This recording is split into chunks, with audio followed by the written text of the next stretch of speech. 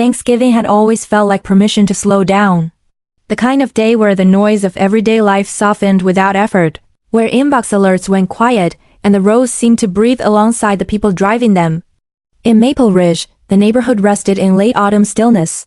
Two-story homes sat evenly spaced, their lawns dusted with fallen leaves that crunched softly underfoot. The trees lining the street had turned shades of amber and burnt sugar, their branches thinning, letting pale sunlight spill across the sidewalks. The air carried that clean, sharp chill that crept through a sweater and made you pull it tighter, not from discomfort, but from comfort. Inside our house, the warmth felt earned. The heater hummed steadily, and the kitchen smelled faintly of citrus and cloves from the cranberry relish I had made the night before. Daniel moved quietly through the living room, checking his phone, then setting it face down as if he too wanted the day to hold. I watched him from the doorway, thinking about how rare it was to feel this hopeful without trying. This year, I needed Thanksgiving more than usual. My job at the insurance firm had been relentless. Client calls stacked back to back, each one requiring patience, reassurance, and a steady smile that followed me home long after the workday ended. Nights blurred together as I replayed conversations in my head, wondering if I had said the right thing, been accommodating enough, or smoothed over too much. Thanksgiving felt like something I had earned through endurance, a table full of food, familiar rituals. A brief sense of belonging that did not need explanation. Daniel's parents were hosting again, in their large brick home in Westerville, a place that always felt carefully maintained and quietly watchful. Loren's presence filled every room, her warmth precise and controlled, generosity offered with conditions you learned to read between sentences. Harold remained mostly in the background, his silence practiced and impenetrable, as if saying less kept him safer. I reminded myself that I was older now, steadier. I had learned how to prepare emotionally, how to pace myself, how to keep expectations realistic instead of hopeful. Still, as I stood at the kitchen counter folding napkins with deliberate care and sealing the container of cranberry relish, my hands slowed. The house was quiet, but my chest tightened slightly. The knot formed without warning, low and familiar, the kind that did not shout but lingered. I paused for a moment, resting my palms against the cool surface of the counter, telling myself that everything was fine, that this year would be easier. That this year I was The driveway told the story before the front door ever opened. Cars were lined up close, bumpers nearly touching, as if everyone had arrived early to claim space. The wind cut through my coat the moment I stepped out, sharp enough to sting my cheeks and make my eyes water. I cradled the casserole dish against my chest, holding it carefully, the way you hold something fragile and necessary. It felt less like food and more like an offering meant to prove I belonged. The front door swung open into warmth. Heat wrapped around me instantly, thick with the smell of roasted turkey, butter, and something lemony from freshly polished wood. The house felt busy and crowded, every surface already occupied. From the living room, the low, constant murmur of a football game filled the air, punctuated by occasional cheers. In the kitchen, laughter rose and fell quickly, sharp-edged and bright, as if everyone was performing happiness at a higher volume than necessary. Lorraine appeared almost immediately, her smile practiced and efficient. She stepped forward for a brief hug, her arms barely tightening, her cheek cool against mine. It was over before it started. "You made cranberry again," she said, already reaching for the dish in my hands. She lifted the lid just enough to look inside, her expression polite but measured. "I already made one, but we will see if people want options." Her tone was light, pleasant, the kind that left no room to object without seeming sensitive. It sounded harmless, the way these things always did, small enough to dismiss but precise enough to land. I smiled, the reflex automatic, and nodded. Without a word, I slid my dish onto the counter beside hers, noticing how hers sat closer to the center, already surrounded by serving spoons and napkins she had chosen herself. Mine looked slightly out of place, pushed just far enough to the side to be noticed, but not invited. As the room filled, comments drifted toward me in pieces. My shoes were mentioned, bold for the weather. Someone remarked that my job sounded exhausting, though at least it gave me flexibility. A pause followed when someone pointed out we did not have kids yet, the word said casually, but weighted, like a question no one asked out loud. Each remark was delivered with a smile, each one small enough to brush off, yet together they pressed in, one after another. I laughed when expected. I nodded when it seemed right. I kept my voice light and my posture relaxed, folding myself neatly into the space allowed. Staying quiet had become second nature, a habit formed over years of choosing ease over honesty. I stayed quiet. I always did. The dining room looked staged, like it had been prepared for a photo shoot rather than a family meal. The table stretched long and polished, set with matching plates, neatly folded napkins, and place cards written in Lorraine's careful handwriting. Steam rose gently from serving dishes, carrying the smell of sage, butter, and roasted vegetables. Everything had a place, and every place had been chosen by her. Lorraine stood at the head of the table, not sitting, but hovering, directing the flow of the evening with subtle gestures and quiet instructions. She assigned seats with a smile that allowed no debate, sliding chairs back, tapping shoulders lightly, guiding people where she wanted them. Dishes moved only when she decided they should. Portions were adjusted with small corrections, just enough to remind everyone who was in charge. When Daniel reached across the table for the gravy boat, she moved faster than I expected. Her hand closed around it before his did. "Let me do that, honey. You always spill." Her voice was sweet, almost playful, but the message landed clearly. Daniel's shoulders stiffened for a brief moment, the muscles rising under his shirt. Then he exhaled, the tension leaving him as he gave a small nod. He smiled and pulled his hand back. He let it go, the way he always had. Watching it, I felt something settle deep in my chest, heavy and familiar. It was the quiet recognition of a pattern I had seen too many times. The understanding that someone else had already decided how warm or cold this room would feel, and the rest of us adjusted accordingly. As plates filled and silverware clinked, the conversation drifted, casual on the surface. Someone mentioned rising costs. Another talked about a new house across town. Comparisons slipped in easily, disguised as updates. Who had remodeled? Who had upgraded? Who seemed to be doing well this year?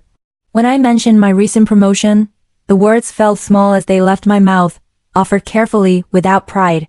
Lorraine looked at me, her smile tightening just enough to notice. "That is nice," she said. "Just remember not to let work make you forget what really matters." Her gaze shifted, quick and pointed, toward the place card beside Daniel's that read my name and nothing else. No title. No acknowledgement beyond that. The space where a different word might have sat remained empty, quiet in a way that spoke louder than anything said out loud. The dining room was silent, the rumbling chatter of plates and the occasional scraping of chairs on the floor fading away. I was on my feet, moving slowly, piling dinnerware onto trays, as if the rhythm could mold me into a routine. The sweet aroma of pie hung in the air, mixed with the faint tang of turkey fat and candle wax. The wind outside whispered through the windows, rustling the last stubborn leaves clinging to the trees. I moved down the hallway as I carried a stack of plates toward the kitchen. Lorraine and Daniel stood just out of sight, speaking in low tones. I froze, almost dropping the plates. Her voice was clear, soft, but sharp. She said, "She tries almost a whisper, but some women aren't natural caretakers." The words sank like ice into my chest. My cheeks heated. My hands began to tremble slightly as I gripped the plates tightly. My feet felt heavy, locked in place, and my heart pounded so hard I couldn't breathe. The familiar knot came back, pulling me inward, twisting. It was the same quiet, constant pain I had felt so many times before, the one that came from swallowing the pain to maintain composure. I told myself that it wasn't worth answering. That the evening was almost over. That I could walk, pick up the plates, smile, and pretend I hadn't heard. But the words echoed in the silent spaces between my ribs and the tiles beneath my feet. If you've ever been silent to keep the peace, I want to know. Have you ever wondered what that silence does to you over time? You can share your thoughts in the comments when you feel ready. I let the tray settle on the counter, my hands finally loosening their grip. My heart was still pounding, but I forced myself to move, to play the role I had practiced for years, where being polite meant surviving in the room. But inside something had changed. By the time dessert was served, the dining room felt heavy with the residue of conversation, laughter that had lost its warmth, and the quiet tension that had been threading through the day. Pies were lined up neatly on a side table, each slice measured with precision and served with a compliment, offered just carefully enough to feel polite. The aroma of baked apples and cinnamon mingled with a lingering turkey scent, creating a strange comfort that felt almost ironic under the circumstances. I set my fork down, and for the first time that evening, a steady calm replaced the familiar knot in my stomach. My shoulders relaxed slightly, my chest opened, and the quiet thoughtfulness of the moment centered me. The clink of silverware and low murmurs around the table felt distant, almost like background noise, as if the room had slowed its pace to match the rhythm of my own heartbeat. Loren's eyes flicked toward me as I spoke, my voice even, clear, and deliberate. "Lorraine," I said. She looked up, startled, the corners of her mouth pausing mid-smile, as if she hadn't expected me to speak beyond small comments or polite acknowledgments. "I want to say something before the night ends," I continued.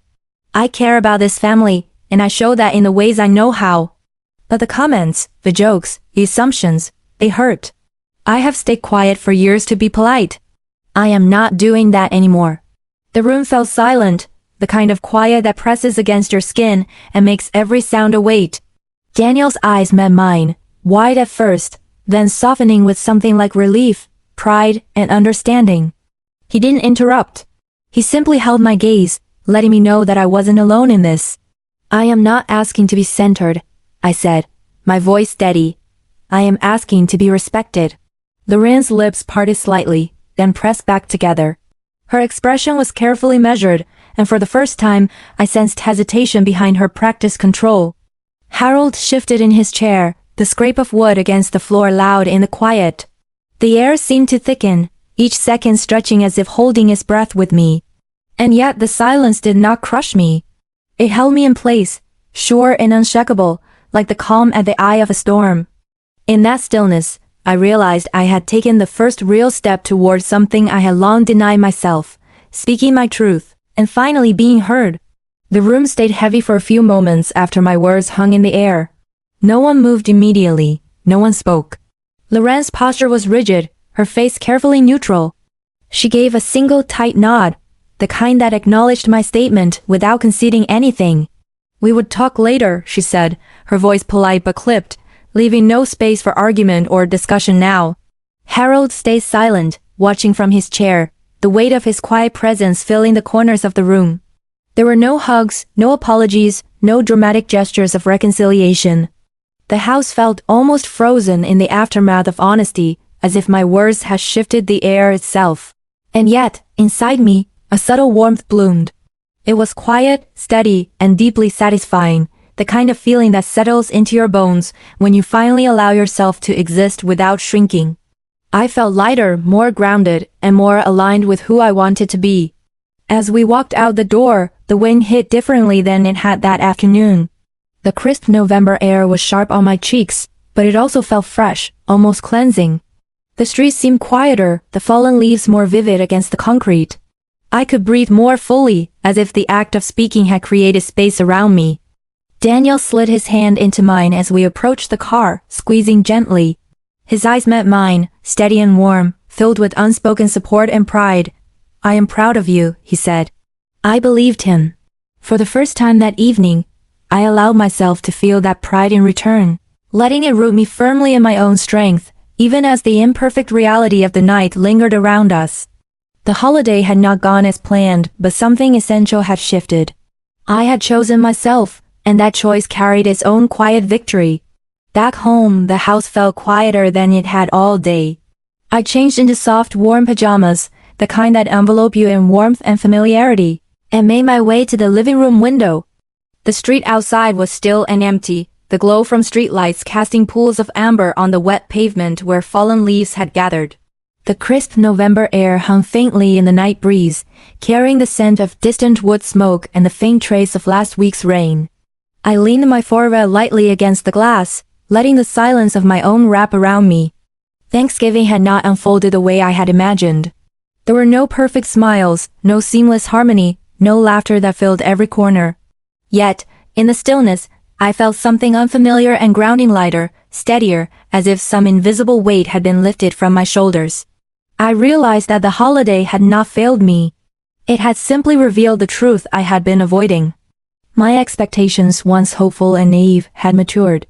I no longer needed the external affirmation that everything was right.